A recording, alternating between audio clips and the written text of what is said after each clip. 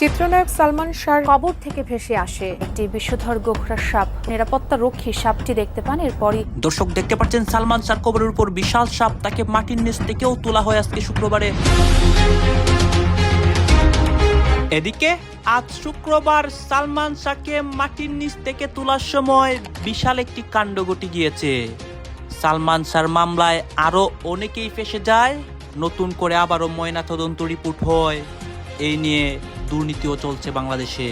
সালমানের হত্যাটা বিচার হোক এবং এত মানুষ এখানে আসছে না ভাই, এটা কোনো পলিটিক্যাল ইস্যু না যে আপনি টাকা দিয়ে বা যে কোনো কারণে এখানে আসছেন। এখানে ভালোবাসার টানে আসছে, এই ভালোবাসার ভ্যালু সরকার দিক ভাই। অভিনেতা সালমানের মায়ের বক্তব্যে 1996 সালের 6 সেপ্টেম্বর সকালে সালমান শাহর নিথর দেহে তেল মালিশ করতে দেখা যায় এক দুজন পার্লারের কর্মীকে। এছাড়াও সামিরার সাথে ওই রুমে উপস্থিত ছিলেন রুবি। আমরা বুঝতে পারতাম না যে সে এত বড় একটা কালফিট, সামিরা এত বড় কালফিট। আর সামিরার শাশুড়ি যে আমাদের সালমান শাহর মাকে অনেকে তো তখন পাগল মনে করতো যে বিচার সে কখনো পাবে না। আদালত মামলাটি সিআইডিকে তদন্তের নির্দেশ দেন। জানা গেছে, নায়ক সালমান শাহকে শেষ করতে গুন্ডা ভাড়া করেন শাশুড়ি লতিফা হক লুসি। নায়ককে মারতে পরিকল্পনা সাজানো হয় গুলিস্তানের একটি বারে। গুন্ডাদের সঙ্গে চুক্তি হয় 12 লাখ টাকায়। চিত্রনায়ক সালমান শাহর মৃত্যু নিয়ে নতুন করে শুরু হয়েছে আলোচনা। দীর্ঘ 3 দশক পর হলেও সামনে আসছে চাঞ্চল্যকর সব তথ্য। এবার চাঞ্চল্যকর একটি কাণ্ড ঘটেছে সালমান শাহর মামলায়। আজকে সালমান শাহকে মাটির নিচ থেকে তোলা হয় এবং এই তোলাকে কেন্দ্র করে পুলিশ থেকে শুরু করে সাধারণ জনগণ সালমান শাহর কবরস্থানে অবাক হয়ে যায়। দর্শক শ্রোতা, সালমান শাহর মামলা নিয়ে গত 1 সপ্তাহ যাবৎ আলোচনা সমালোচনা হচ্ছে। আজকে শুক্রবার চূড়ান্ত একটি ঘটনা ঘটে। এই সালমান শাহর ঘটনা পর্যালোচনা করে আমরা অসংখ্য তথ্য পাই এবং এমন অবাক করা কিছু তথ্য পাই যেগুলো দেখলে আপনারা অবাক হয়ে যাবেন। আপনাদের সামনে সবকিছু ধারাবাহিকলি উন্মোচন করব। আসুন দর্শক শ্রোতা, আমরা কথা বাড়াবো না, আমরা সরাসরি ভিডিওর মূল আলোচনায় চলে যাব। এরই মধ্যে কয়েকটা গোপন ক্লিপ দেখাবো সালমান শাহর মামলা নিয়ে, সেইগুলোও দেখে যাবেন। মামলায় সালমান শাহর সাবেক স্ত্রী সামিরা হক, খল চরিত্রের অভিনয় শিল্পী ডন হক সহ মোট 11 জনকে আসামি করা হয়। তাদের অভিযোগ, ডনের সাথে পরকীয়া প্রেম চলছিল সালমান শাহর স্ত্রী সামিরার, আর এজন্যই দুজন মিলে প্ল্যান করে সালমান শাহকে সরিয়ে দেয় দুনিয়া থেকে। আদালত মামলাটি সিআইডিকে তদন্তের নির্দেশ দেন। 1996 সালে সালমান শাহর মৃত্যুর পর তার পরিবার অভিযোগ করেছিল পরিকল্পিতভাবে শেষ করা হয়েছে অভিনেতাকে। পরিবারের অভিযোগের ভিত্তিতে তদন্ত শুরু করে police bureau of investigation PBI. দীর্ঘ তদন্ত শেষে পিবিআই জানায়, পারিবারিক কলহের জেরে অপমৃত্যু করেছিলেন সালমান শাহ। পিবিআইয়ের সে প্রতিবেদনে সন্তোষ প্রকাশ করে ডন গণমাধ্যমকে বলেছিলেন, আল্লাহ যা করেন ভালোর জন্যই করেন। অবশেষে কলিজার বন্ধুকে শেষ করার মিথ্যা অভিযোগ থেকে মুক্ত হলাম। আমি সবসময় আইনের প্রতি শ্রদ্ধাশীল ছিলাম। এদিকে আদালত বিভিন্ন আলামত পরীক্ষা করে দেখে সালমান শাহর মৃত্যু স্বাভাবিক ছিল না। ফলে আদালত নতুন করে মামলার নির্দেশ দেয়। ফলে গত বছরের 21 অক্টোবর সালমান শাহের মামা মোহাম্মদ আলমগীর রাজধানীর রমনা থানায় আবার মামলা দায়ের করেন। মামলায় সালমান শাহের স্ত্রী সামিরা হক, ডন সহ 11 জনকে আসামি করা হয়। এদিকে একের পর এক তথ্য বেরিয়ে আসছে সালমান শাহর মৃত্যু নিয়ে। জানা গেছে, নায়ক সালমান শাহকে শেষ করতে গুন্ডা ভাড়া করেন শাশুড়ি লতিফা হক লুসি। নায়ককে মারতে পরিকল্পনা সাজানো হয় গুলিস্তানের একটি বারে। গুন্ডাদের সঙ্গে চুক্তি হয় 12 লাখ টাকায়। আন্ডারওয়ার্ল্ড ডন আজিজ মোহাম্মদ ভাই, খলনায়ক ডন, সালমানের স্ত্রী সামিরা সহ আরও 11 জন অংশ নেন এই মিশনে। এই গল্প যেন হার মানিয়ে দেয় থ্রিলার সিনেমার গল্পকেও। সালমানকে শেষ করে দিয়ে ঘটনার ধামাচাপা দিতে অপমৃত্যু বলে প্রচার চালিয়ে পরিস্থিতি ঠান্ডা করেন আজিজ মোহাম্মদ ভাই। এই হত্যাকাণ্ডে দোষ স্বীকার করে জবানবন্দি দেন 11 আসামির মধ্যে 2 জন। তাদের মধ্যে একজন হচ্ছেন আসামি রেজভি আহমেদ ওরফে ফরহাদ। তিনি জবানবন্দিতে বলেন, সালমান শাহ নিজে মরেননি, তাকে শেষ করা হয়েছে। এটি একটি পরিকল্পিত মিশন ছিল। জবানবন্দিতে রেজভি আরও বলেন, ডন সালমান শাহর ঘনিষ্ঠ বন্ধু ছিল। সালমানের স্ত্রী সামিরার সঙ্গে ডনের অবৈধ সম্পর্ক গড়ে ওঠে এবং তাদের মধ্যে নিয়মিত দৈহিক সম্পর্ক চলছিল। অন্যদিকে সামিরার মায়ের সঙ্গে চিত্র প্রযোজক আজিজ মোহাম্মদ ভাইয়ের গোপন ও দৈহিক সম্পর্ক ছিল। সবকিছু জেনে যাবার পর সালমান ডনকে এড়িয়ে চলতেন। পরিকল্পনার বিষয়ে রেজভি বলেন, সালমান শাহকে শেষ করার আগের দিন 1996 সালের 5 সেপ্টেম্বর গুলিস্তানের একটি বারে পরিকল্পনা করা হয়। ওই দিন রাত 8টায় ডন, ডেভিড, ফারুক, জাভেদ ও আমি বারে যাই। সেখানে আরও 2 জন ছেলে সাত্তার ও সাজু আসে। এরপর ফারুক 2 লাখ টাকা বের করে বলে সামিরার মা ওই টাকা দিয়েছে, কথা ছিল সালমানকে শেষ করার জন্য মোট 12 লাখ টাকা দেবে। কাজের আগে 6 লাখ ও কাজের পরে 6 লাখ। এদিকে ডন গ্রেফতার হলেও এখনও আত্মগোপনে আছেন স্ত্রী সামিরা হক ও শাশুড়ি লুসি। সালমান শাহ এক ক্ষণজন্মা প্রতিভাবান অভিনয়শিল্পীর নাম। বাংলাদেশি সিনেমার জন্য আশীর্বাদ হয়ে এসেছিলেন বিশ্বমানের এই মেধাবী অভিনেতা। 1993 সালে কিয়ামত থেকে কিয়ামত চলচ্চিত্রে দুর্দান্ত আত্মপ্রকাশ তাঁর। তারপর এক টানা সাফল্য তাকে পরিণত করেছিল ঢালিউডের রাজকুমারে। মাত্র 3.5 বছরের ক্যারিয়ারে সালমান শাহ পৌঁছে গিয়েছিলেন জনপ্রিয়তার তুঙ্গে। দর্শকপ্রিয়তার শীর্ষে থাকা অবস্থায় মাত্র 24 বছর বয়সে নিভে যায় এই সুপারস্টারের জীবন প্রদীপ। 1996 সালের আজকের দিনে লাখো ভক্তকে কাঁদিয়ে না ফেরার দেশে পাড়ি জমান সালমান শাহ। অকালপ্রয়াত এই চিত্রনায়ককে নিয়ে মাহফুজুর রহমানের রিপোর্ট। রিমেক ছবি দিয়ে শুরু সালমান শাহ, কিন্তু তার অভিনয়ের মৌলিকতা চুম্বকের মতো আকর্ষণ করে, ফলে দর্শকরা ছুটতে থাকেন সিনেমা হলে। বহু প্রতীক্ষার পর ঢালিউড খুঁজে পায় তার কাঙ্ক্ষিত নায়ককে। চলনে বলনে ফ্যাশনে অ্যাকশনে এত আধুনিক অভিনেতা যেন আগে কখনো দেখেনি ঢাকার ফিল্ম ইন্ডাস্ট্রি। রাতারাতি জনপ্রিয়তার সব রেকর্ড ভাঙতে থাকেন সালমান। তার অভিনীত ছবি যেমন বক্স অফিস কাঁপাতে থাকে, তেমনি দর্শক হৃদয়ে ঝড় তুলতে থাকেন তিনি। তোমার জন্য গড়েছি আমি মঞ্জিল ভালোবাসা। কোন ছবিতে স্মৃতিভ্রষ্ট যুবক, কোনোটায় ক্যাম্পাসের তুখোর নেতা, কোথাও আবার ধনির দুলাল থেকে প্রেমের টানে পথে নেমে আসা প্রেমিক। সালমান শাহর অভিনয়ের খাতা ভরে ওঠে এমন বৈচিত্র্যপূর্ণ সব চরিত্রে। এসব চরিত্রে বিশ্বাসযোগ্য অভিনয় তাকে পরিণত করে তারুণ্যের হার্টথ্রবে। টাকা দিয়ে যারা নেতৃত্ব কেনে, ভোট কেনে, তাদের আদর্শ হয় তারা কালোবাজারি, না হয় কালোবাজারিদের সহায়তাকারী, অথবা বিদেশি প্রভুদের মদতপুষ্ট তাবেদার। শিল্পী হিসেবে সালমান শাহর মূল্যায়ন করতে গিয়ে সত্যের মৃত্যু নেই ও বুকের ভিতর আগুন ছবির পরিচালক ছোটকু আহমেদ বললেন, দেশের সিনেমার ইতিহাসে এমন শিল্পী হাতে গোনা। সালমান শাহ তার গল্প টোটালিটি এনভায়রনমেন্টটা সে দেখতো, সে চরিত্রটাকে ফুটিয়ে তোলার জন্য এনভায়রনমেন্টকেও ফুটিয়ে তুলতো। সে কো আর্টিস্টগুলিকে বলতো যে আমি কার সাথে কথা খেলবো, আমি কার সাথে কথা বলবো, আমার মা কে হবে, আমার মা যদি একটা বিখ্যাত কেউ আর্টিস্ট না হয় তাহলে আমি তার সাথে ড্রামা করবো কী করে। সে পুরো গল্পটা চরিত্রগুলিকেও সে ফুটিয়ে দিত। সালমান শাহকে নিয়ে সুজন সখী ও বিচার হবে ছবি দুটি পরিচালনা করেন পরিচালক শাহ আলম কিরণ। তার মতে যে কোনো চরিত্র ফুটিয়ে তোলার অসাধারণ ক্ষমতা ছিল সালমানের।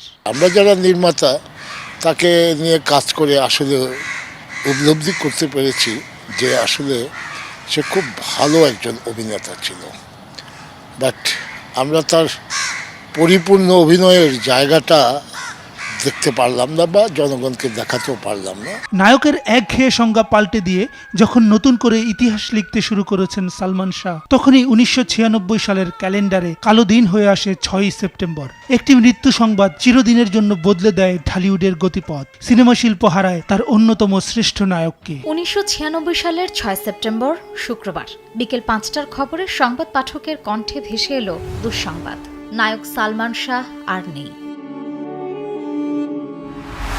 ঢাকার ইস্কাটনে তার নিজ বাসভবনে সিলিং ফ্যানের সাথে ঝুলন্ত অবস্থায় তার মরদেহ উদ্ধার করা হয়।